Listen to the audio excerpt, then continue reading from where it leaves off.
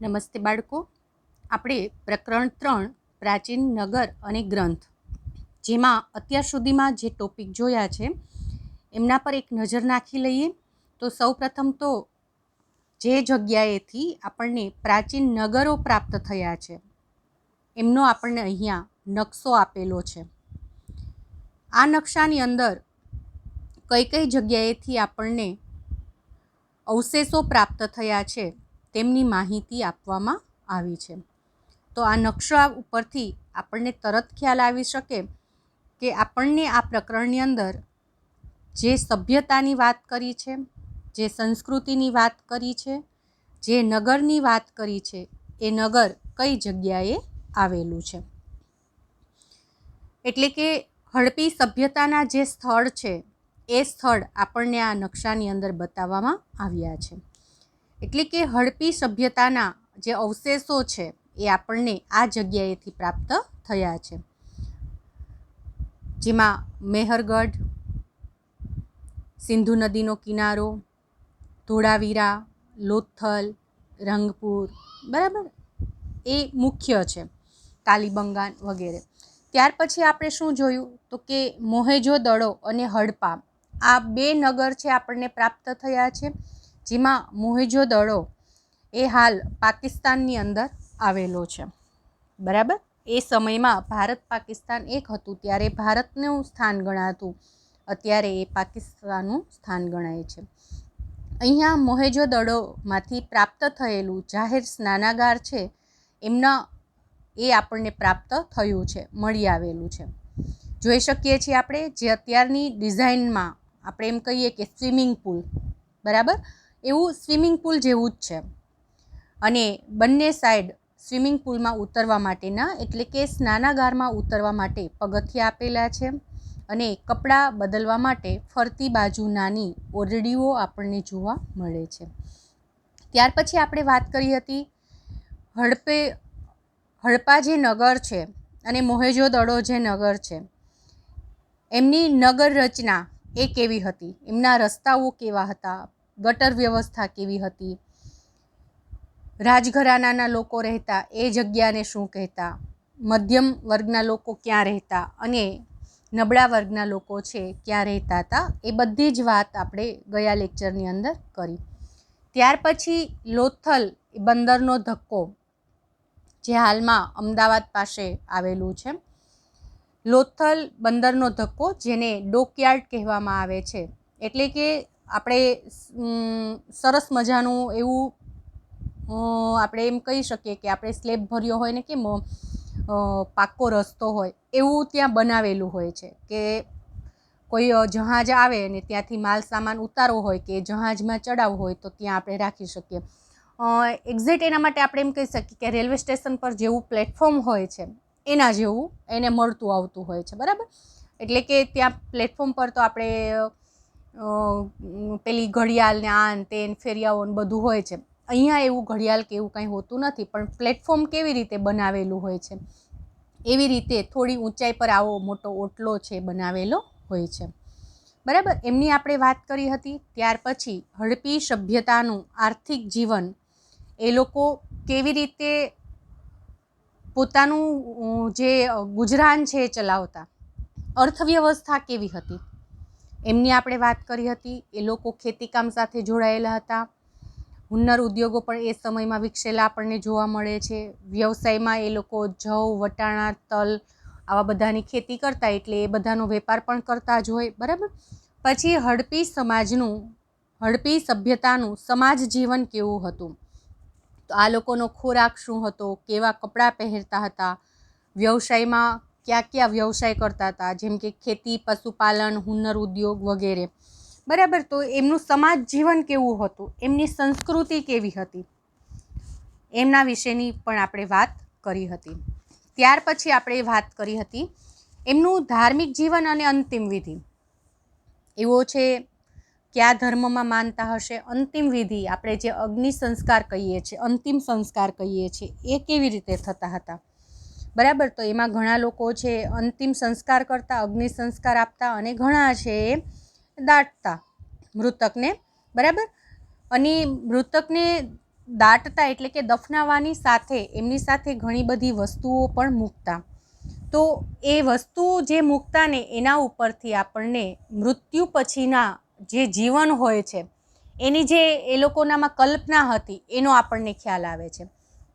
આજે પણ આપણે ઘણી જગ્યાએ એવું સાંભળતા હોઈએ છીએ કે મૃત્યુ પછી જીવને ઘણી વખત સદગતિ પ્રાપ્ત થતી નથી. જીવ એટલે કે આત્મા છે ભટકતો રહેતો હોય છે, બરાબર, અથવા તો એમનું પુનઃજન્મ થાય છે કર્મના આધારે. આવું ઘણું બધું આપણી માન્યતા છે, બરાબર. તો આ લોકો વસ્તુઓ સાથે મૂકતા, એની પાછળનો એમનો હેતુ એ હતો કે એમને એમનું મૃત્યુ પછીનું જે જીવન છે એ જીવન જીવવામાં આ વસ્તુઓ એમને મદદરૂપ થશે, બરાબર. એટલે કે એ લોકો મૃત્યુ પછીના જીવનની કલ્પના એ લોકોનામાં હતી. એ લોકો માનતા કે મૃત્યુ પછી ફરી પાછું જીવન હોય છે, બરાબર. પછી લિપિ અને ભાષા. તો અહીંયા મુદ્રાઓ, મુદ્રિકાઓ, તામ્રપત્રિકાઓ એ બધું પ્રાપ્ત થાય છે. પણ એમનું જે લખાણ છે એ લખાણ ખૂબ ટૂંકું છે અને લિપિબદ્ધ છે. પણ આ કઈ લિપિમાં લખાયેલું છે એ હજુ સુધી વણ ઉકેલાયું છે, એટલે કે હજુ સુધી એ ઉકેલી શકાયું નથી. પછી ગુજરાતમાં હડપી સભ્યતાના સ્થળ. ગુજરાતમાં હડપી સભ્યતાના સ્થળ છે એ કઈ જગ્યાએથી મળી આવેલા છે? તો ગુજરાતમાં સુરેન્દ્રનગર જિલ્લામાં રંગપુર, અમદાવાદ જિલ્લામાં લોથલ, રાજકોટ જિલ્લામાં રોજડી, જે શ્રીનાથગઢ તરીકે આપણે અત્યારે ઓળખીએ છીએ, બરાબર, જે રાજકોટ જિલ્લામાં આવેલું છે શ્રીનાથગઢ, એ સમયમાં રોજડી તરીકે ઓળખાતું. કચ્છ જિલ્લામાં દેસલપર, ધોળાવીરામાં સુરકોટડા, જામનગર જિલ્લામાં લાખાબાવળ, આંબરા, ભરૂચ જિલ્લામાં કીમ નદીના કિનારે ભાગા તળાવ વગેરે જગ્યાએ હડપી સભ્યતાની નાની મોટી વસાહતો છે મળી આવી છે. એ આપણે વાત કરી હતી. પછી હડપી સભ્યતાનો અંત કેવી રીતે થયો હશે? તો એની અંદર એવું માનવામાં આવે છે કે ધરતીકંપ, પૂર, રોગચાળો કે બાહ્ય આક્રમણના કારણે આ હડપી સભ્યતાનો અંત આવ્યો હશે. જો કે ઇતિહાસકારો માટે આજે પણ એનો અંત કેવો હતો એના વિશે ચોક્કસ માહિતી છે પ્રાપ્ત કરી શકાય નથી. એટલે કે સંશોધનનો વિષય રહ્યો છે આજ સુધી કે હકીકતમાં એમનો અંત કેવી રીતે થયો હશે. ત્યાર પછી આજના લેક્ચરમાં આપણે જે જોવાનું છે, આપણા પ્રાચીન ગ્રંથો,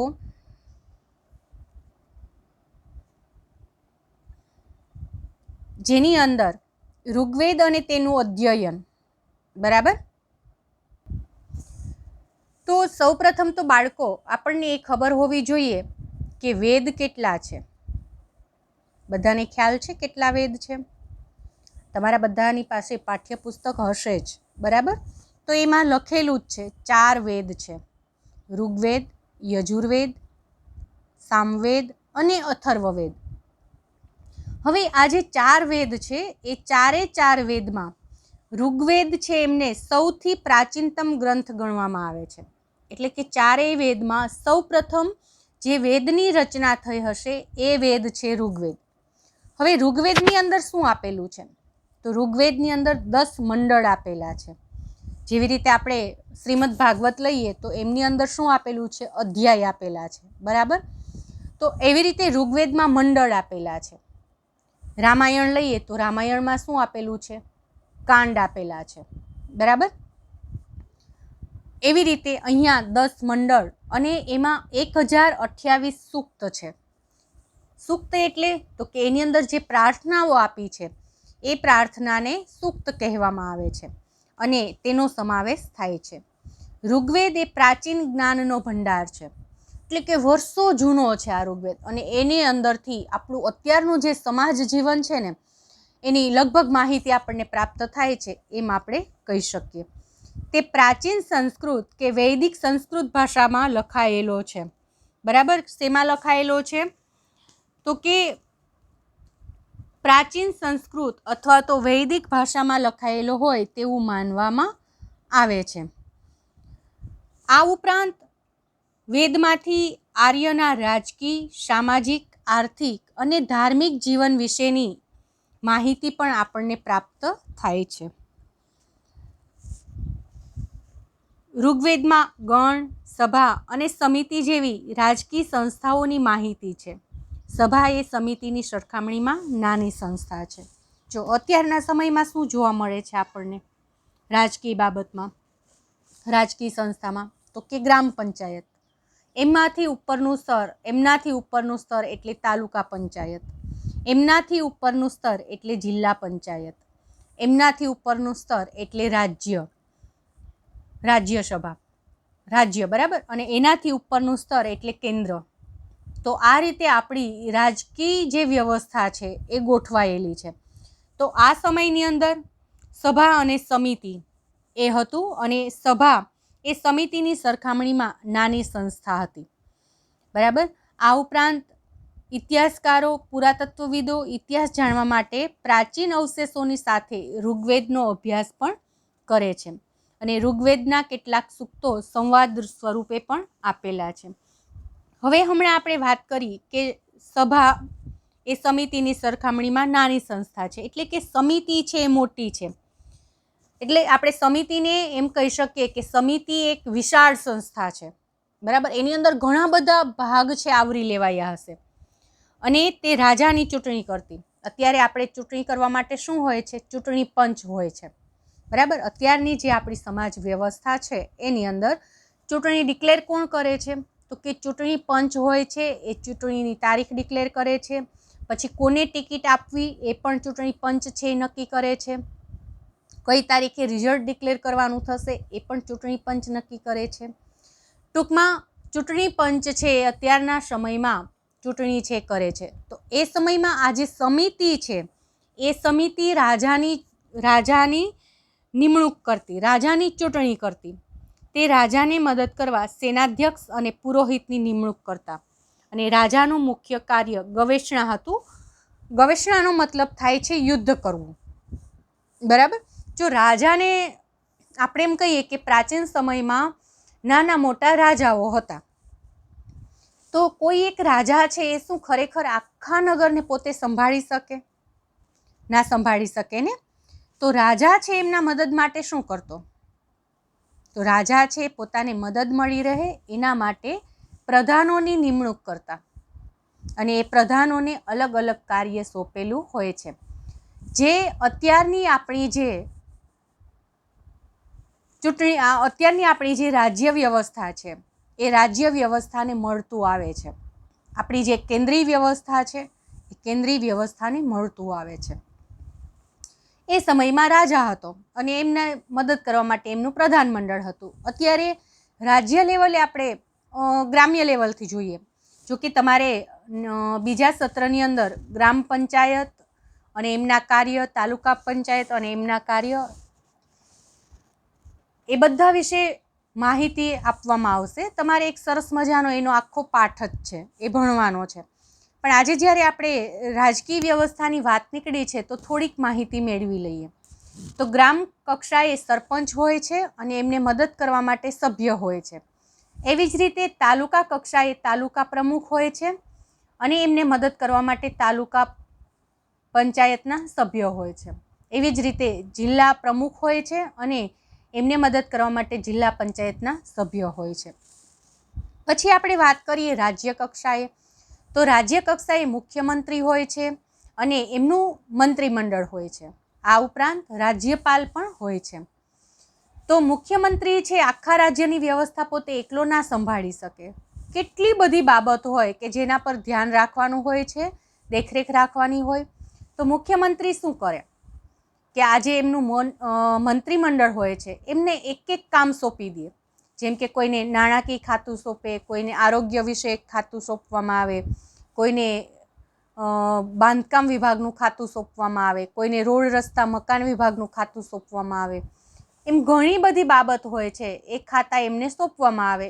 સોંપવું હોય મતલબ કે એમના લગતા કોઈ પણ નિર્ણય હશે તો એ વ્યક્તિ લઈ શકે. એવી જ રીતે કેન્દ્ર કક્ષાએ તો કે વડાપ્રધાન અને એમનું પ્રધાનમંડળ હોય છે. આ ઉપરાંત રાષ્ટ્રપતિ હોય છે, બરાબર. તો આ રીતે આખી દેશની વ્યવસ્થા છે, રાજકીય વ્યવસ્થા છે, વહેંચાયેલી છે.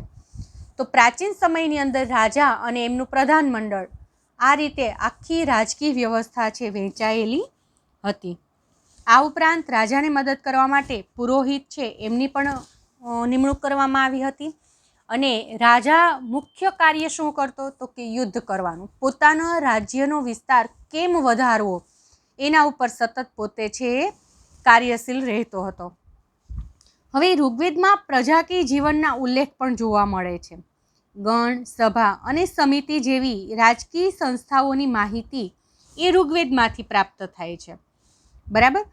સભા સમિતિની સરખામણીમાં નાની સંસ્થા છે.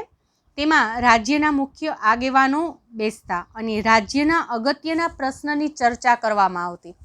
જો આપણે પણ લોકસભા અને રાજ્યસભા હોય છે, બરાબર, તો એ લોકસભાની બેઠક મળે ત્યારે શું કામ કરવામાં આવે છે? ક્યારે આપણને પ્રશ્ન થયો? તમે બધાએ ક્યારે આવી લોકસભા ચાલતી હોય, સત્ર ચાલતું હોય, સંસદનું સત્ર ચાલતું હોય, ત્યારે તમે સાંભળ્યું છે કે એમાં શું થતું હોય? તો એની અંદર બધા જ આ જે મંત્રીમંડળ ને પ્રધાનમંડળ ને આ બધા છે ભેગા થયા હોય અને પોતપોતાની જે કાર્ય સોંપેલું હોય એ કાર્ય એમણે કેટલા અંશે કેવું કર્યું છે એની સમીક્ષા કરવામાં આવતી હોય. એક શાસક પક્ષ હોય, એક વિરોધી પક્ષ હોય. બરાબર. વિરોધ પક્ષની એટલા માટે જરૂરિયાત હોય છે કારણ કે શાસક પક્ષ જે કામ કરે છે એની આલોચના કરવામાં આવે છે, એટલે કે એની જે ખામીઓ હોય છે એ બતાવવામાં આવે છે, એટલે શાસક પક્ષ વ્યવસ્થિત કામગીરી કરે. બરાબર. તો આ રીતે એ સમયમાં પણ રાજાની આ જે બેઠક મળતી એની અંદર આવા જે પ્રશ્ન હોય, અગત્યના રાજ્યના પ્રશ્ન હોય, એના પર ચર્ચા વિચારણા થતી. ન્યાય પણ અપાતો, કારણ કે અત્યારે જેમ ઝઘડા હોય છે બધા વચ્ચે, કોઈને સેઢા પારા એના માટે ઝઘડા હોય, ભાઈ ભાઈ વચ્ચેના ઝઘડા હોય, કોઈએ કોઈનું ખૂન કરી નાખ્યું હોય, એવા ઝઘડા હોય. તો એ બધા માટે આપણે ફોજદારી અને ફોજદારી કેસ થતા હોય છે અને દીવાની કેસ થતા હોય. ફોજદારી કેસની અંદર મારપીટના છે, ખૂનના છે, ધાકધમકીના કેસ, એ બધા છે ફોજદારી કેસમાં જાય. જ્યારે દીવાની આપણે જે કહીએ છીએ એની અંદર, તો એની અંદર આવા છે લવાદી એટલે વાતચીત દ્વારા, વાટાઘાટો દ્વારા ઉકેલ આવી શકે એમ હોય એવા કેસની એમાં જતા હોય છે. બરાબર. જેમ કે બે પાડોશીને સેઢાપારા બાબતે થોડાક પ્રશ્ન હોય, કોઈ ઉગ્ર બોલાચાલી થઈ હોય, એવા સામાન્ય પ્રશ્ન હોય છે. તો આ રીતની વ્યવસ્થા હતી. હવે તેમાં રાજ્યના મુખ્ય આગેવાનો બેસતા. રાજાને મદદ કરવા સેનાધ્યક્ષ અને પુરોહિતની નિમણૂક થતી. રાજાનું એક કાર્ય ગવેષણા હતું. ગવેષણા એટલે યુદ્ધ. ઋગ્વેદમાં રાવી નદીના કિનારે 10 રાજાઓ વચ્ચે થયેલા યુદ્ધનો ઉલ્લેખ છે પ્રાપ્ત થાય છે. ઋગ્વેદમાં આર્યના સામાજિક જીવન વિશે માહિતી મળે છે. સમાજનું એકમ છે કુટુંબ હતું, એટલે કૌટુંબિક ભાવના એ સમયમાં પણ હતી. પિતૃપ્રધાન અને સંયુક્ત કુટુંબ વ્યવસ્થા હતી. કેવું હતું? પિતૃપ્રધાન એટલે કે ઘરનો કારભાર કોણ સંભાળતું? બધું પિતા. બરાબર. અને સંયુક્ત કુટુંબ વ્યવસ્થા હતી. અત્યારે આપણે જે વિભક્ત કુટુંબ જોવા મળે છે એવું નહીં. આખું ફેમિલી, દાદા દાદી, કાકા કાકી, એ બધા સાથે રહેતા હોય. પપ્પાને 3 કે 4 ભાઈ હોય તો બધા સાથે રહેતા હોય, એમના છોકરાઓ બધા સાથે રહેતા હોય. સમાજ વર્ણ અને જ્ઞાતિઓમાં વહેંચાયેલ ન હતો, એટલે કે સમાજમાં સૌ સમાન હતા, કોઈ ઊંચ નીચના ભેદભાવ ન હતા. અને સ્ત્રીઓનું સમાજમાં ઊંચું સ્થાન હતું. એ સમયમાં પણ સ્ત્રીઓ વિદ્યાભ્યાસ કરતી. આ ઉપરાંત સ્ત્રી સ્વાતંત્ર્ય હતું, એટલે સ્ત્રીઓને પોતાના વિચારો રજૂ કરવાની સ્વતંત્રતા હતી. સ્ત્રીઓને સહધર્મચારીણી ગણવામાં આવતી, એટલે કે સ્ત્રીને બધી જ જગ્યાએ સાથે રાખવામાં આવતી. એ ધાર્મિક કામ હોય કે પછી આર્થિક કામ હોય, કોઈ પણ કામ હોય, બધી જગ્યાએ એમને સરખું સ્થાન છે આપવામાં આવતું હતું. અને યજ્ઞમાં તેમની હાજરી આવશ્યક ગણાતી. તે પણ અભ્યાસ કરી શકતી. તેમાં અપાલા, ઘોષા, લોપામુદ્રા એ જેવી વિદુષી સ્ત્રીઓએ તો ઋગ્વેદની ઋચાઓ પણ રચી છે. આ ઉપરાંત કન્યા પુખ્ત ઉંમરની થાય ત્યારે જ લગ્ન થતા, એટલે કે બાળપણમાં જે લગ્નનો ધારો હતો એ હતો નહીં. આ સમયમાં કન્યા પુખ્ત ઉંમરની થાય ત્યારે જ એમના મેરેજ કરવામાં આવતા. તો તમને ખ્યાલ છે વિદ્યાર્થી મિત્રો કે અત્યારે પુખ્ત ઉંમર કેટલા વર્ષે ગણવામાં આવે છે સ્ત્રીઓ માટે અને પુરુષો માટે કેટલી છે? તો સ્ત્રીઓ માટે 18 વર્ષની ઉંમર થાય એટલે એ પુખ્ત થઈ છે એમ ગણી શકાય, અને પુરુષ એટલે કે છોકરો 21 વર્ષનો થાય ત્યારે એ પુખ્ત થયો છે એમ આપણે કહી શકીએ. પછી ઋગ્વેદમાં પ્રકૃતિની પૂજાના ઉલ્લેખ જોવા મળે છે. પ્રકૃતિ એટલે નેચર, બરાબર, એમની પૂજા કરવામાં આવતી, વૃક્ષોની પૂજા કરવામાં આવતી, સૂર્ય ચંદ્રની પૂજા કરવામાં આવતી, એ બધી પ્રકૃતિ છે. ઇન્દ્ર, વરુણ, અગ્નિ, સૂર્ય વગેરેની પૂજાના ઉલ્લેખો જોવા મળે છે. સવારની દેવી ઉષા અને સાંજની દેવી અદિતિનો ઉલ્લેખ પણ જોવા મળે છે. એટલે કે સૂર્યોદય વખતે સૂર્યની પૂજા કરવામાં આવતી, ઉષા રાણી, અને સંધ્યાકાળે સંધ્યા દેવી એટલે કે અદિતિ, એમની આપણે પૂજા કરીએ છીએ, એટલે કે સંધ્યા અર્ધ્ય અર્પણ કરવામાં આવતું. ઋગ્વેદમાં ગાય, ઘોડાની અને બળદની ચર્ચા ઘણી જગ્યાએ થઈ છે. ઋગ્વેદમાં અન્ય પશુઓની સરખામણીમાં ઘોડાનો સૌથી વધુ ઉલ્લેખ આવે છે, જે તેમના જીવનમાં પશુપાલનનું મહત્ત્વ સૂચવે છે. એટલે કે એ સમયમાં પણ પશુપાલન છે થતું હતું. પશુઓ માટે યુદ્ધ કરવું એ કબીલાઈ જીવન જીવતા લોકો માટે સામાન્ય હતું. સંપત્તિ મુખ્યત્વે પશુઓની સંખ્યા પર આધાર રાખતી, એટલે કે એ સમયમાં જેમની પાસે હાથી, ઘોડા એ વધારે હોય, પશુધન જેમની પાસે વધારે હોય, જેમની પાસે ગાયો વધારે હોય, એ વ્યક્તિ છે સંપત્તિવાન, ધનવાન ગણાતો, એટલે કે એમના પર આધારિત રહેતું.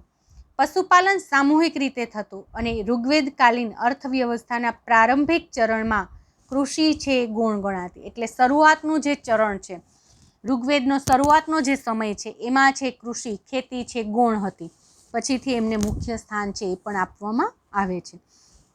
તો આપણે એમ કહી શકીએ કે એ સમયની જે સમાજ વ્યવસ્થા છે, અત્યારની જે સમાજ વ્યવસ્થા છે, એ મહદ અંશે મળતી આવે છે, બરાબર. એટલે એમ કહી શકાય કે આપણે તેમાંથી છે કદાચ વિચારો લીધા હોય, પ્રાપ્ત કર્યા હોય, મેળવ્યા હોય અને આપણી અત્યારની સમાજ રચના કરી હોય એવું બની શકે. હવે વિદ્યાર્થી મિત્રો, આ પ્રકરણમાંથી કેવા પ્રશ્ન પૂછી શકાય?